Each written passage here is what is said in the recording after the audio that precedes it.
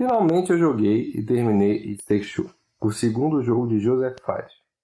E eis que estamos prestes ao lançamento do terceiro jogo desse diretor.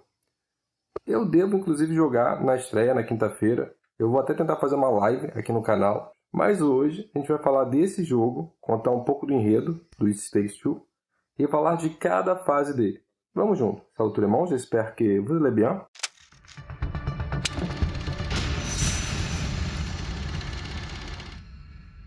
Como eu disse, esse é o segundo jogo de Joseph Fares, mas o primeiro que fura a bolha dos games. Eu lembro que quando It Takes Two surgiu, várias pessoas fizeram vídeos, até pessoas que não eram do mundo dos games. Eu acho que eu vi no canal da Nilce do Leon, ele jogando.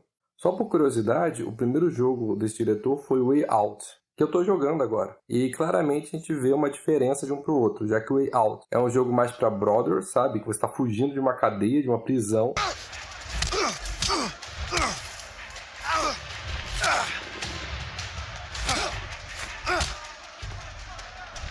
Enquanto que o It Takes Two é um jogo para você jogar em casal. Esse jogo vendeu mais de 20 milhões de unidades, então sem dúvida ultrapassou a marca aí dos bilhões e custou para ser desenvolvido entre 50 e 100 milhões. Ele foi desenvolvido pela Hazel Light e publicado pela Electronic Arts, lançado em 2021.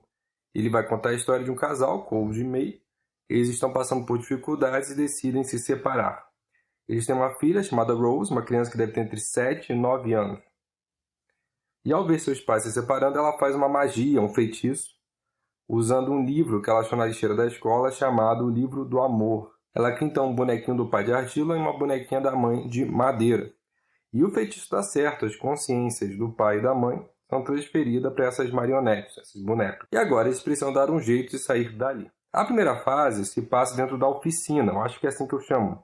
É aquele cômodo externo da casa que a gente usa para fazer bricolagem. E o objetivo deles é chegar até a Rose para que ela reverta o feitiço. Eu acho que é mais um galpão, né? Um galpão é um nome legal, galpão é um nome interessante. Então eles estão, na primeira fase, ali no galpão. Basicamente, eles estão ali em um tratamento compulsório, porque o livro obriga eles a fazer esse tratamento. Só que como a galera se nega, eles não querem ver o livro. Nas primeiras fases, eles estão só ignorando o livro está ali ferrando a vida deles como pode. Os objetos da casa, então, ganham vida. Eles agora têm sentimentos, então tudo aquilo que eles fizeram para os objetos vai retornar para ele. Me lembra muito Marie Kondo. Para quem leu Marie Kondo sabe o que eu estou falando. Que a Marie Kondo fala que os objetos têm uma energia, que você tem que ser grato a eles. É uma parada dessa. Inclusive, se você não leu e for uma pessoa bagunceira, está aí um livro legal, A Mágica da Arrumação. Então, tudo que eles trataram mal os objetos, agora que eles estão vivos, os objetos vão ficar zangados com eles. Por exemplo, o aspirador de pó, que está trancado para sempre ali no galpão, e que a May já até substituiu por um novo, um aspirador francês. A May e o Cold vão, nessa primeira fase, prometer ajudar essas ferramentas, vão as desenferrujar, e matam o aspirador de pó. Né? Eles são até um pouco cruéis, eu acho. Eu não sou muito fã desse protagonista, para ser sincero, mas depois eu falo disso. O que é legal do jogo é que cada fase tem uma mecânica diferente, e isso é bem legal. Nessa primeira fase, a May tem um martelo, o Cold lança pregos, e a primeira coisa que eu vou dizer é que esse jogo caminha em uma linha tênue entre o prazer de jogar com seu parceiro e a raiva.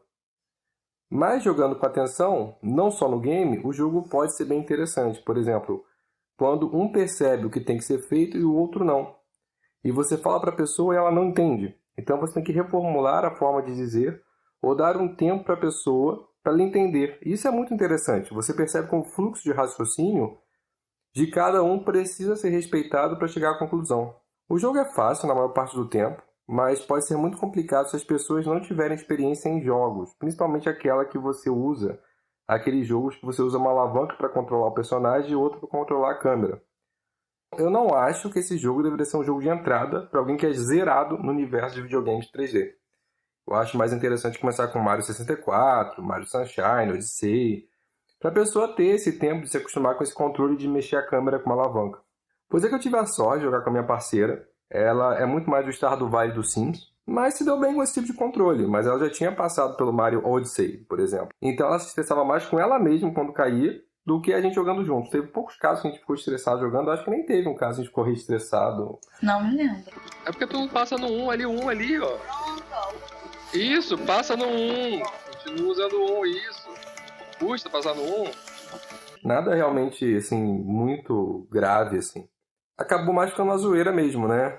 Cai de novo, só pra gente ver se você aprendeu a pular. Foi divertido. Voltando à primeira fase, a gente chega então no primeiro grande inimigo, que é o aspirador de pó. E eu vou te falar que a May e o Cold, como eu disse, não são protagonistas legais pra mim. Desculpa a sinceridade. Mas se você realmente acreditar que aqueles itens ganharam vida, a gente pode achar que eles são cruéis demais. Hein?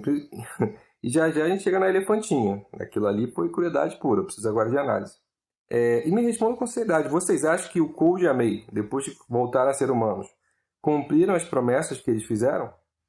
Será que eles foram lá e costuraram a elefantinha, desenferrujaram as ferramentas? Não tenho certeza. Me coloca nos comentários o que vocês acham.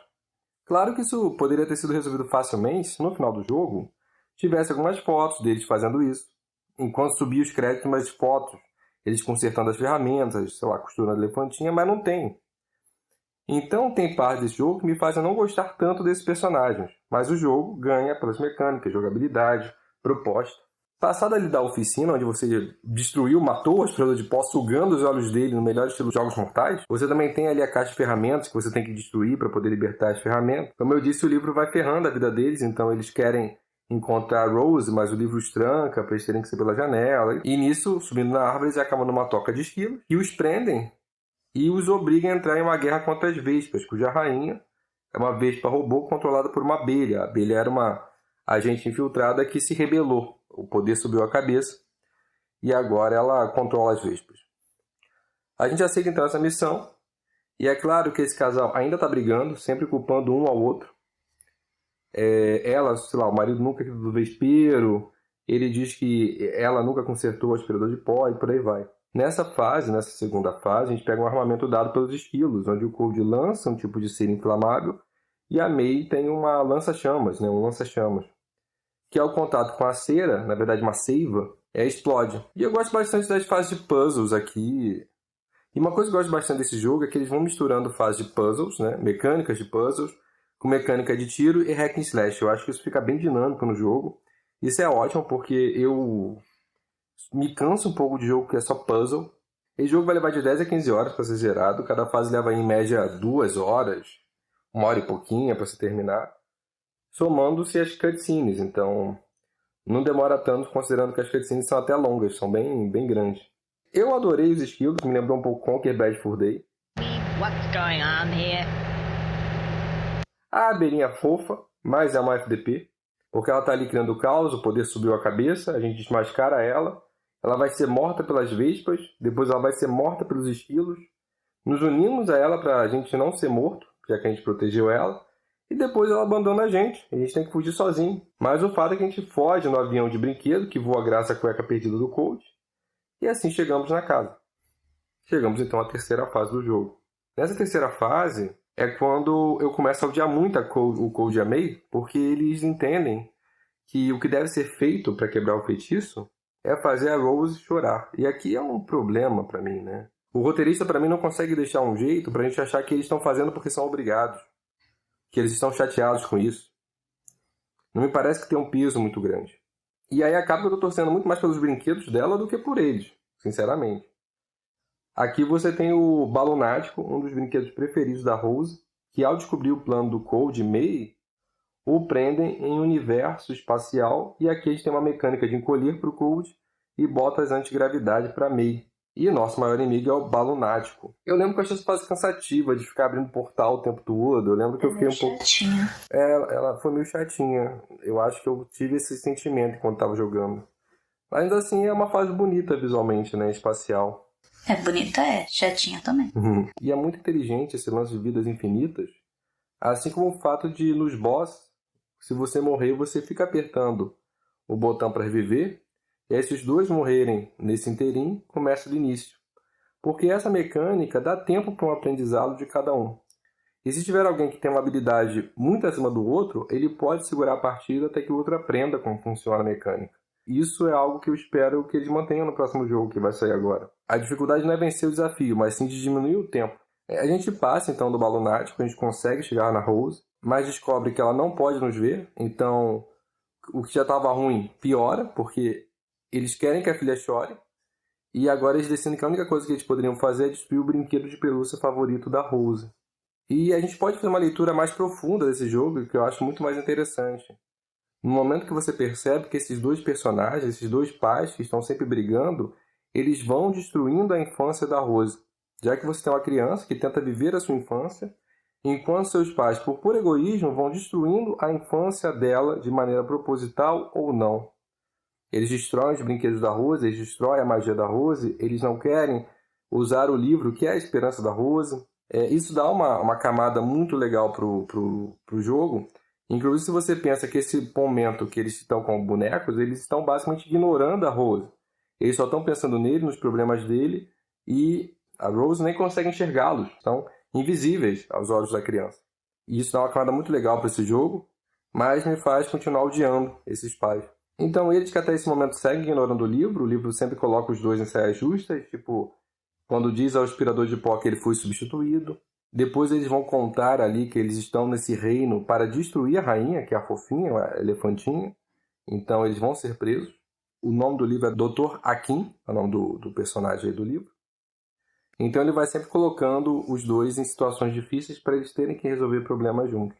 E nessa fase aqui de destruir a elefantinha, uma coisa legal é que tem os poderzinhos mais legais do jogo para mim. Que ela vira um espadachim e ele vira um mago. E fica bem hack and slash aqui. E eu acho bem divertido. A gente vai então conseguir passar por tudo isso, sair da prisão, destruir a elefantinha. E é muito tensa essa cena. Eu tenho que te cortar pra falar que eu fiquei bem triste com o da elefantinha. Não, sim, aquilo ali, eu tava vendo no Reddit, o pessoal falando, caramba, agora eu preciso de terapia. Tem que pagar. Nesse nível, eu fiquei muito triste. E não tem nada que você faça ali que faça eles mostrarem que não, eles estão tristes com isso, ou que eles vão consertar ele. Não tem nada disso, né? Eles só destruíram mesmo o objeto. Eu acho que eles nem falam sobre consertar. Não, eles não estão nem aí pra isso. E ela era o brinquedo favorito da filha, né? Pois são dois protagonistas que eles beiram desprezível em alguns momentos, né? A gente joga com eles, mas eu não sei se estou torcendo pra eles. Eu estou torcendo pra criança, né? Que precisa de pais saudáveis, mas é complicado. E aí é isso, eu vi gente no Reddit dizendo que precisava de terapia, que apesar de... E gente que conseguiu ver a cena e riu, tem gente que tava rindo aí da cena. Nossa. E sinceramente é horrível, eu não fico mal desde quando eu joguei com o Kratos e ele tinha que matar as pessoas em God of War pra dar-las como sacrifício. Oh, it wasn't a trick. What? Everything is fuzzy.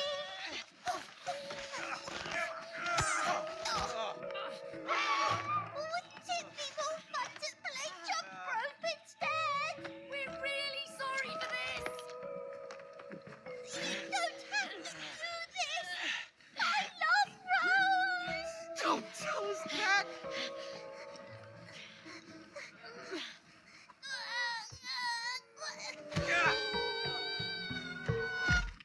E é claro que a Rose vai chorar, mas as lágrimas dela não funcionam. E a gente descobre então que está só na metade do jogo.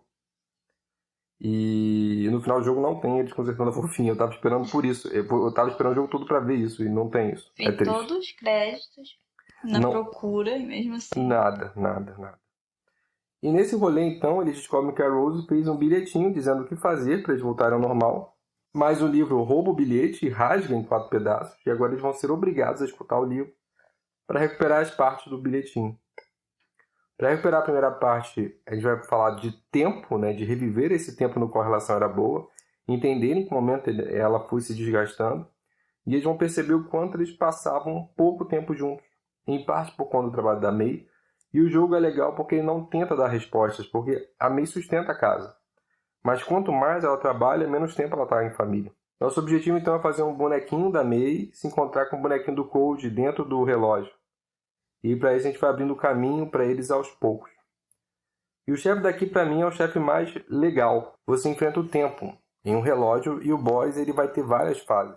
Na verdade, a parte final dessa fase é dentro do relógio. Eu até achei que tinha uma atmosfera que destoava um pouco do resto do jogo. Ao meu ver, era um pouco mais escura.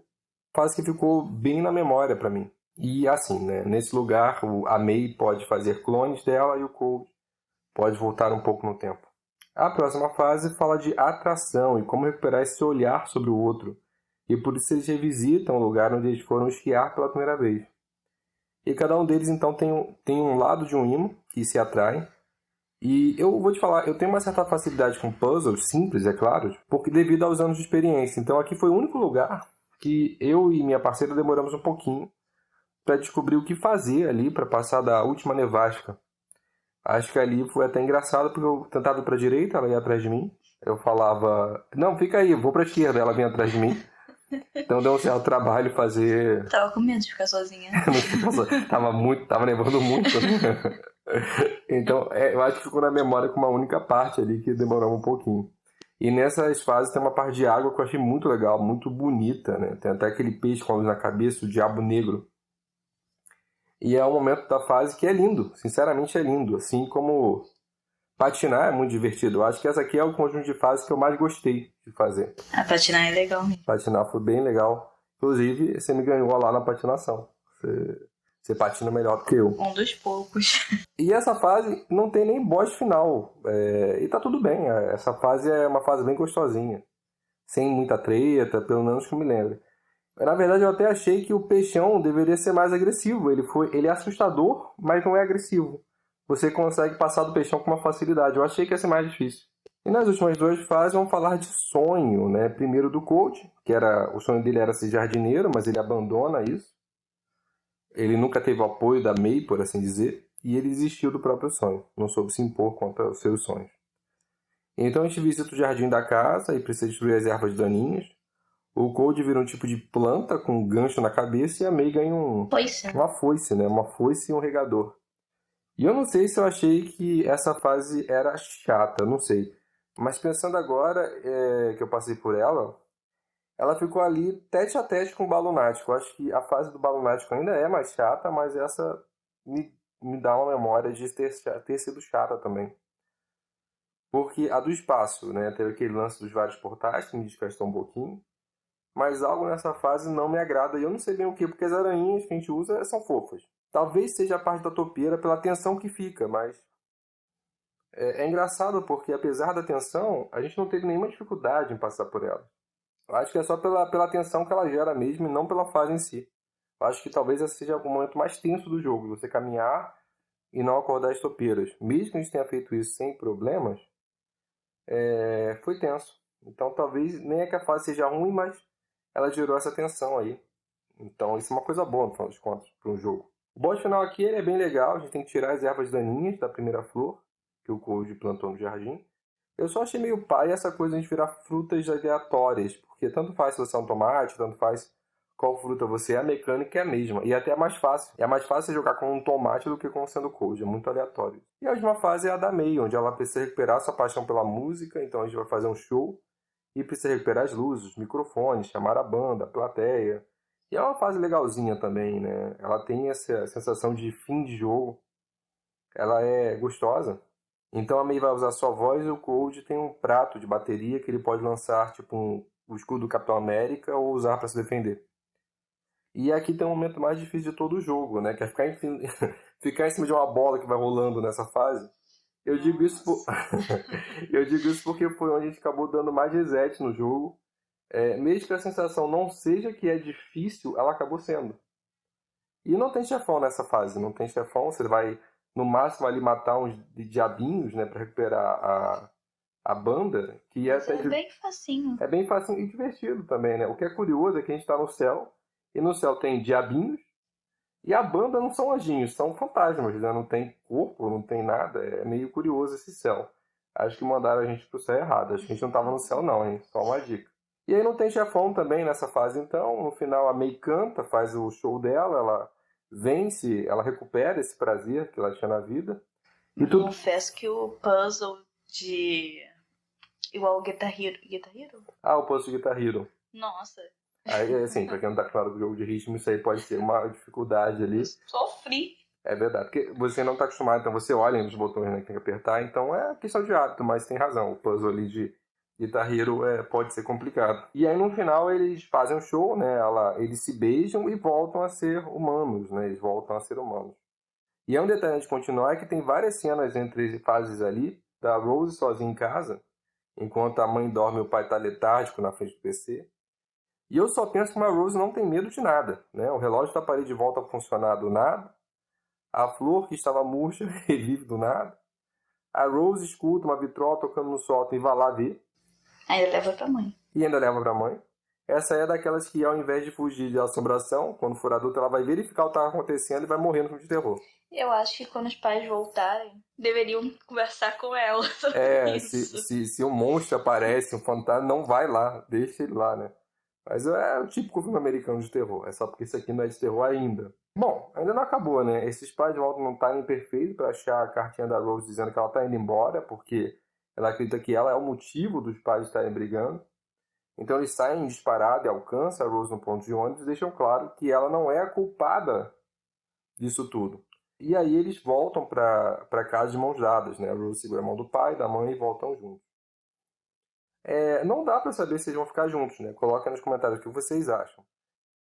Eu vou dizer que, para mim, a jornada ali não é para recuperar o casamento, mas eles aprenderem a se respeitar enquanto pais para poderem cuidar daquela criança que deveria ser o centro, deveria ser a coisa mais importante.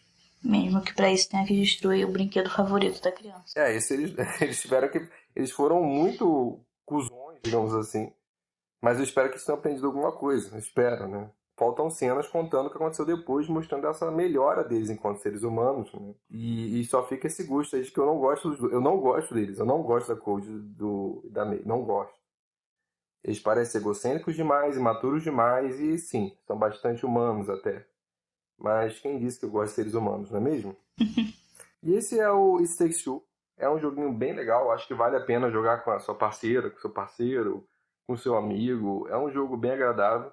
Eu não sei se são 15 horas de jogo, R$200, eu não sei. Tem umas promoções boas por aí. Por exemplo, eu peguei a assinatura da EA.